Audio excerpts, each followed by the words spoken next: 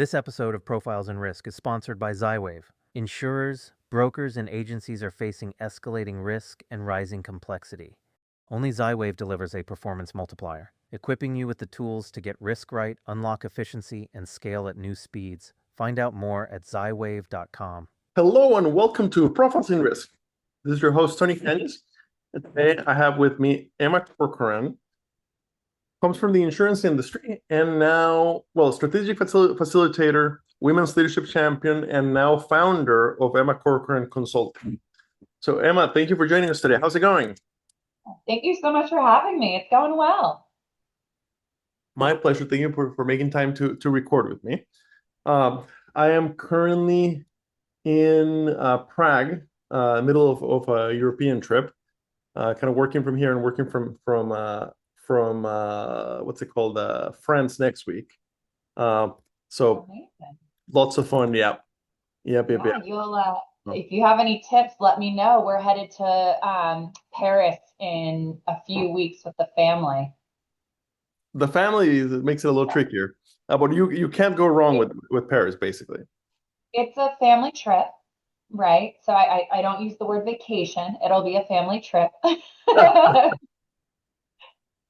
So yeah, I'm excited about it. So, and we love to travel, love to eat. So, we'll see how it goes. I have a 4-year-old and a 2-year-old, so I'm not sure if it'll be quite the same as the last time I went to Paris.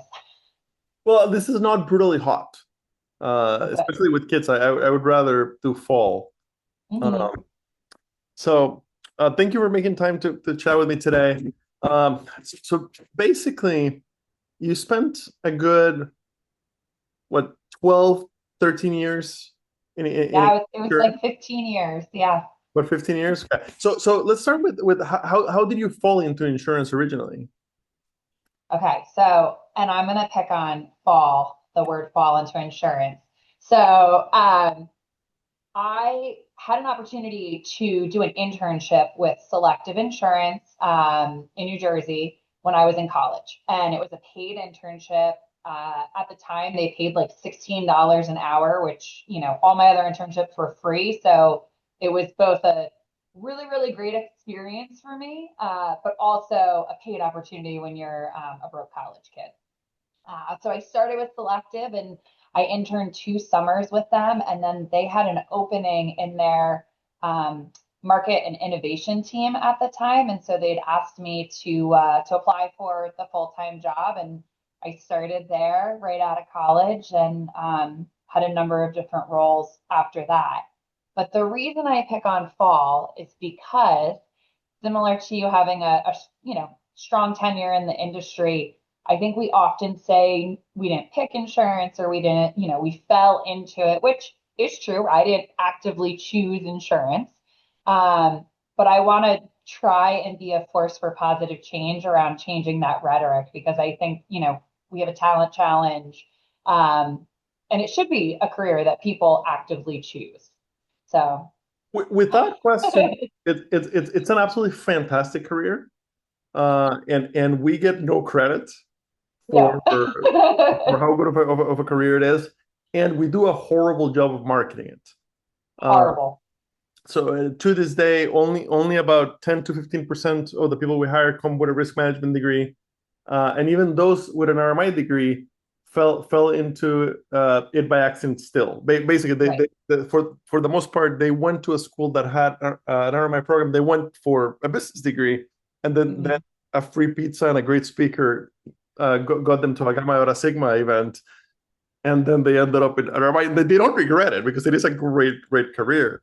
So the market innovation, what was that department, or what is that department? It's not something it was really interesting. Run into.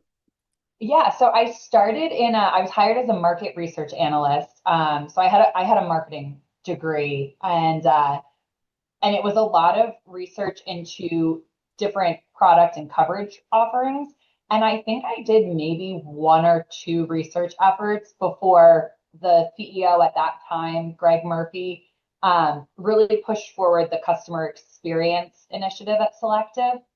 And so that was considered innovative at the time. So, Selective is a independent agency distribution carrier. And so we really hadn't directly connected with our insurers. Everything that they did at that point had gone always through the agent. And so Greg had kind of put the initiative forward around understanding the customer experience and improving it, but recognizing it was a mutual experience, right? A shared customer experience with the agency partner. And so I think I did 1 or 2 research projects, and then they pulled me into creating customer experience surveys. And that's really where I first decided that I loved facilitating group sessions, being in front of a group and seeing those light bulbs go off. And so it was a great opportunity. We had 8 operational surveys, and now there's 𝗨𝗃𝗀𝗀 is the current CMO at Selective. That wasn't even a role at the time that I was in, when I first started in 2011. So it's come a long way. Hold on. They didn't have a CMO? Not at that time. That is interesting. Yeah, for a carrier. That is very interesting. So marketing reported through the COO at the time? Correct. Okay. So you fall in love with facilitating. All right. Then you go through a series of roles in agency development. Right. So what is agency development?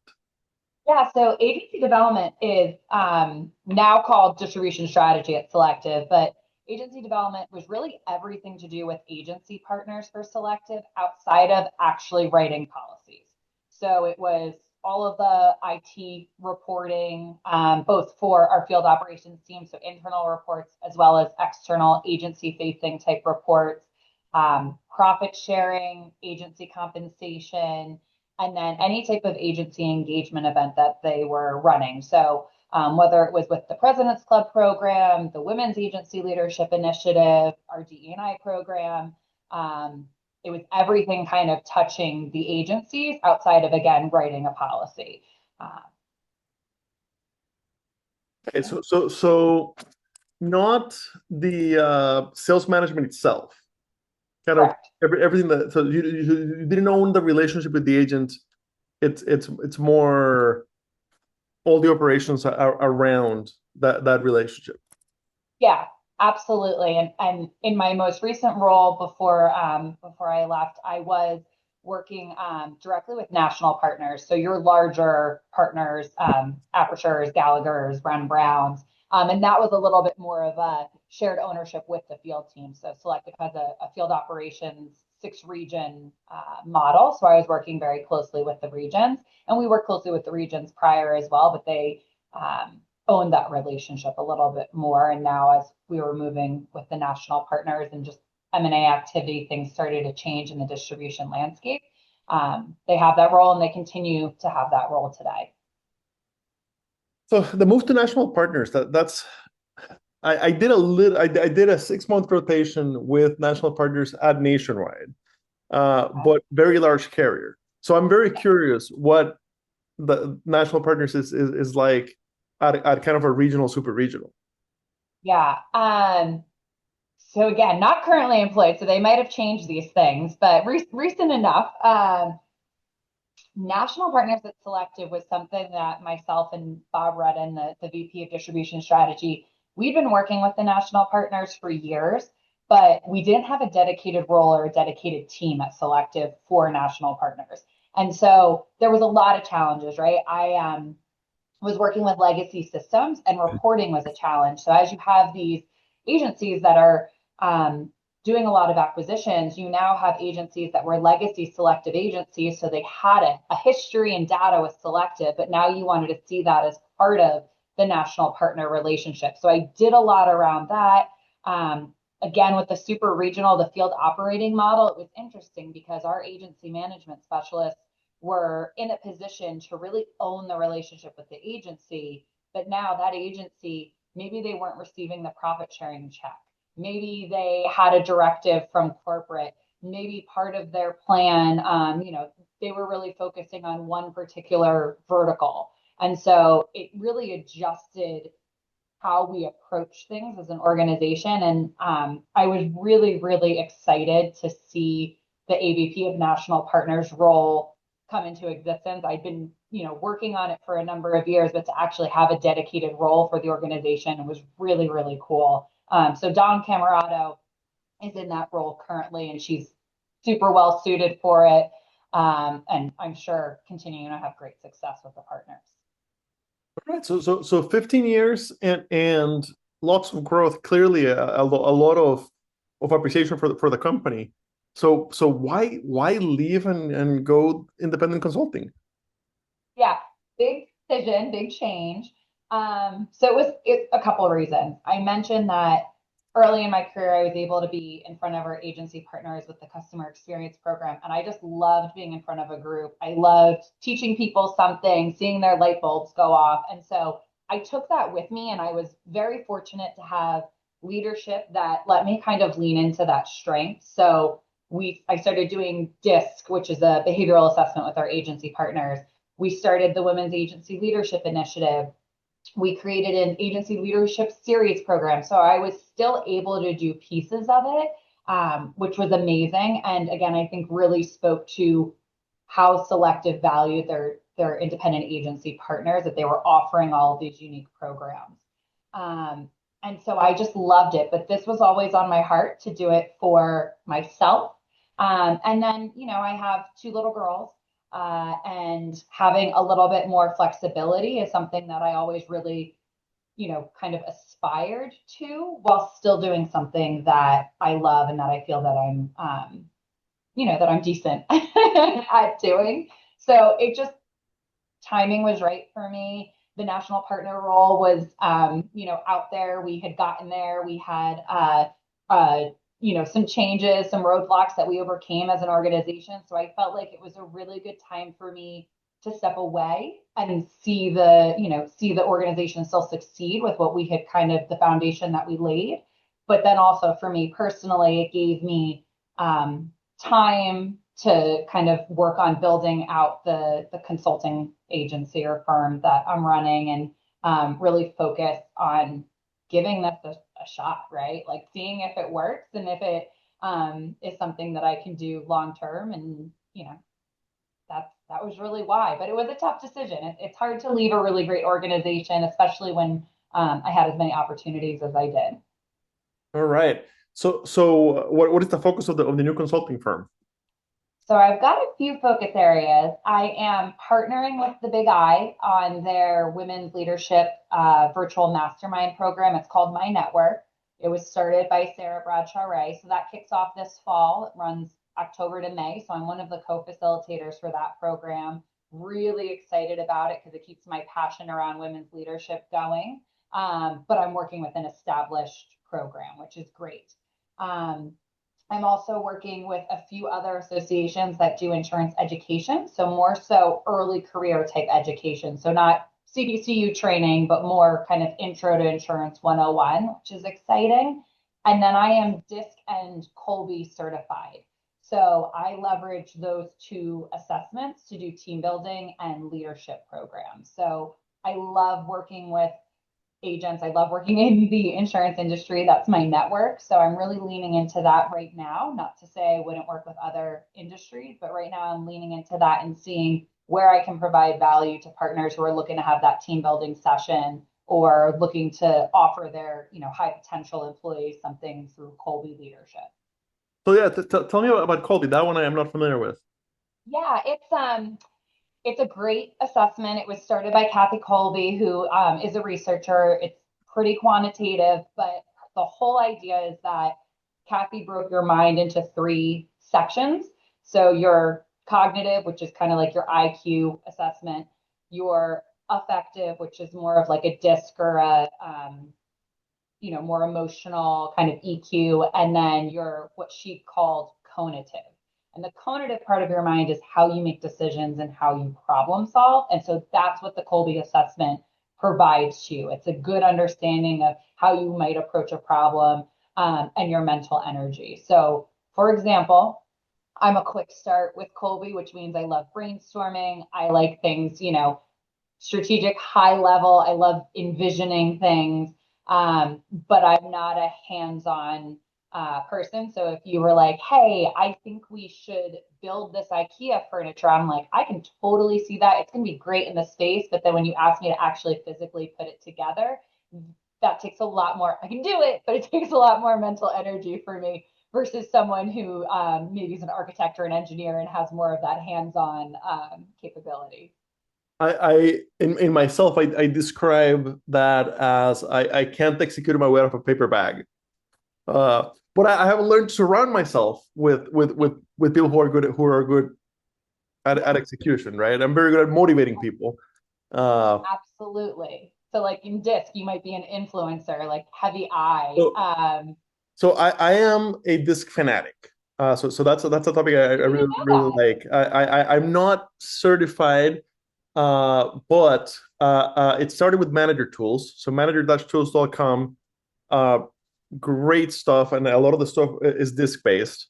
So I was a disc fan already, and then when I went to work for the Jacobson Group, Jacobson, I had already been tested before, but everybody gets tested when they get hired, and everybody gets trained early on.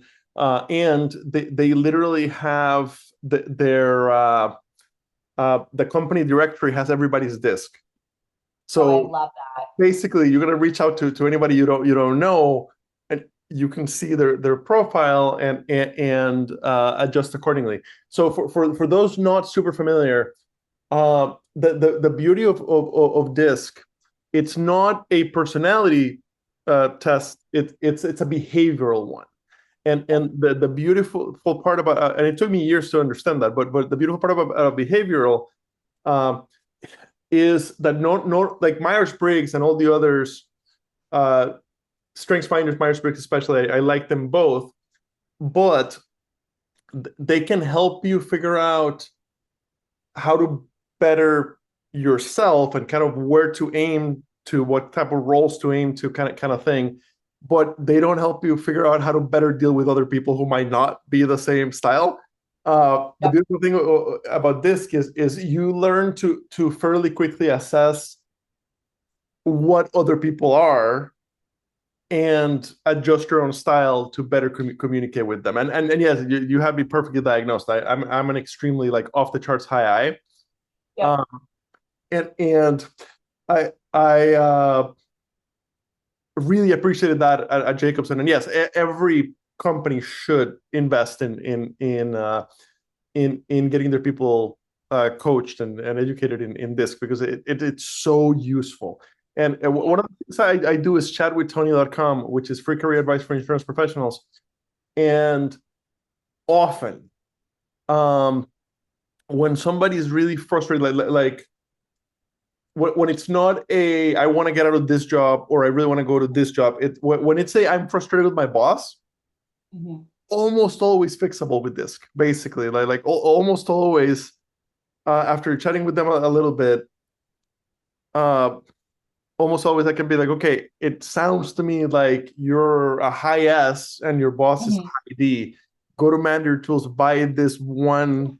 I'm a high S, my boss is a high D, and I guarantee it'll help. And then they come back and they're like, oh my God, that was life changing.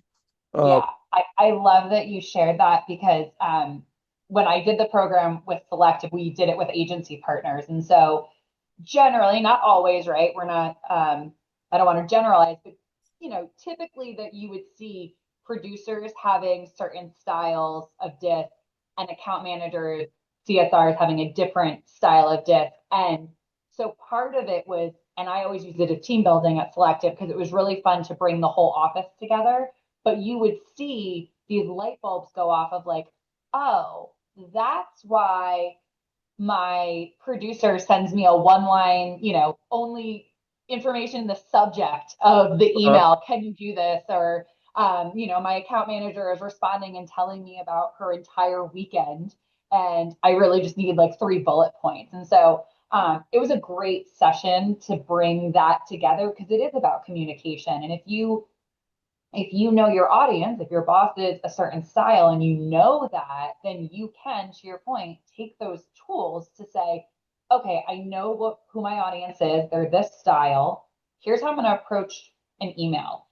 Here's how I'm going to approach, pitching an idea to them or having, if there's a conflict, here's how I'm going to go about it. So I totally agree. It's really tactical tools that you can use. And it's been, I love doing it. It's just a really fun session to facilitate. I had never thought of the agency space, but this makes a lot of sense. So in the agency space, your average producer is a high D.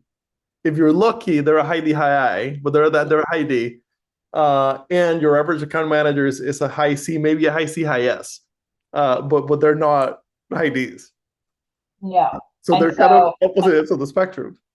And just because we have this on visual, I'm going to do this really quickly. So I don't know if you can see this, and maybe perfectly. pop in a better one, but the ones that, D, I, S, and C, the styles across from each other diagonally have the hardest time communicating. It's not that they can't communicate, but their priorities because they're the opposites. Yeah.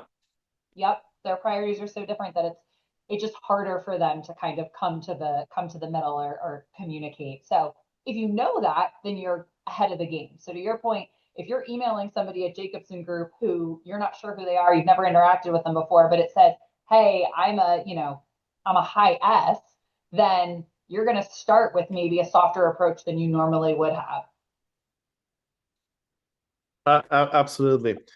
So yeah, big fan of that. For the listeners, investing in bringing in somebody to who's certified to train your people on DISC, a fantastic investment, and it is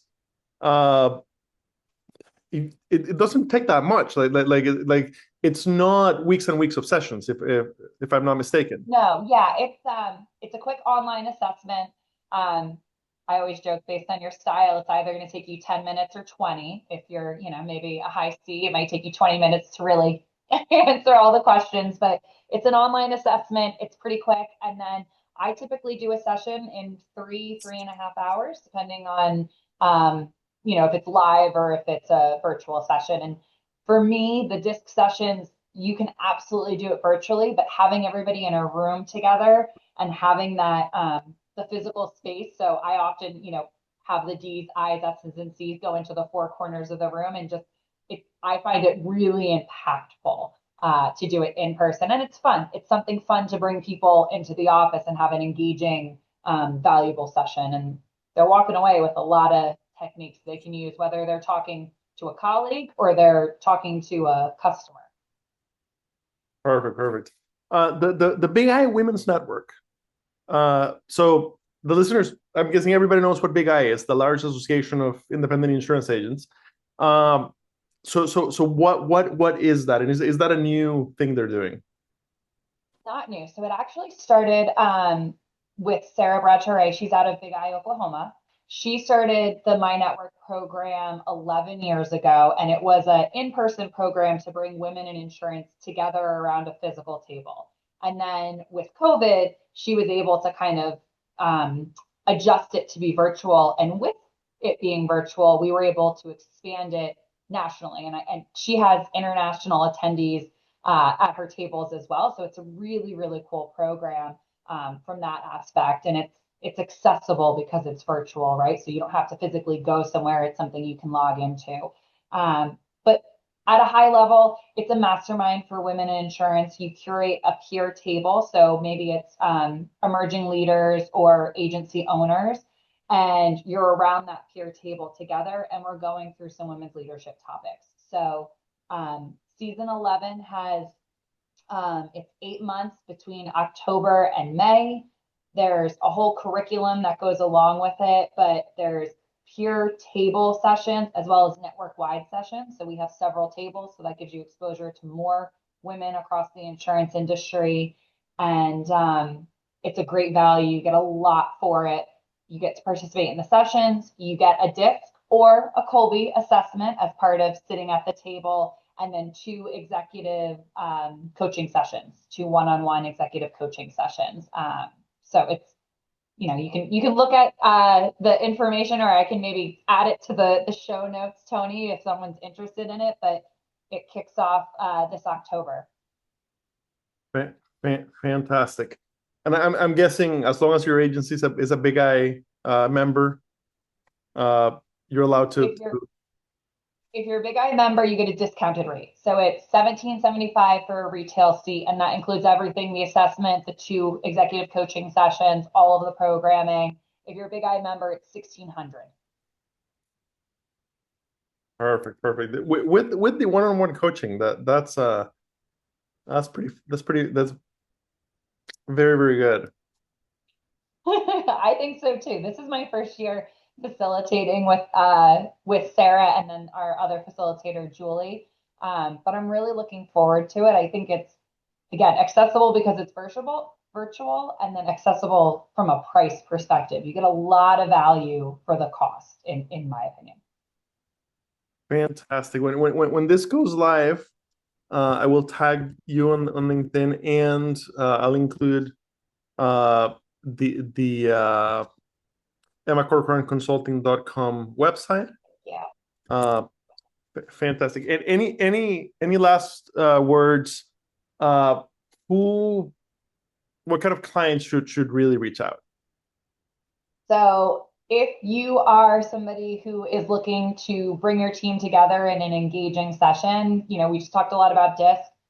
Reach out to me. I'd love to do a DISC session with you. And if you're looking to do something that's a little bit of a deeper dive, so maybe a leadership session, 𝗀𝗆𝗄𝐵 would be a great session. And so I love the insurance space.